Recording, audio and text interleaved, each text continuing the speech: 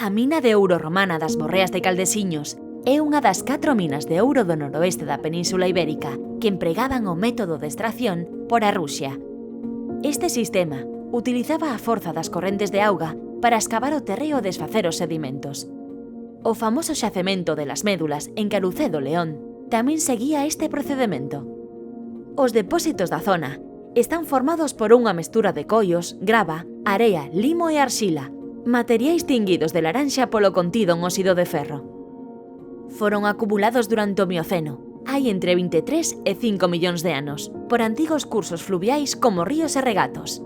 As partículas de ouro, moito máis densas que o resto, acabaron concentrándose no fondo destas canles, xunto coa area groseira e a grava.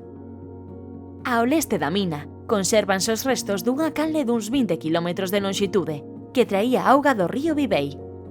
Esta auga servía para erosionar os sedimentos e lavalos, separando o ouro pola súa maior densidade fronte a outros materiais. A actividade mineira continuou a mediados do século XX. Os niveis arxilosos destes sedimentos aproveitáronse para fabricar ladrillos e tellas na comarca. Xa a finais do século pasado, os materiais máis limpos do fondo da mina reutilizáronse como áridos na construción de estradas ao seren aptos e libres de arxila. Nunha imaxe de relevo pódese apreciar o resultado da explotación romana e como a auga descendía dende as zonas máis altas creando 4 colas de lavado.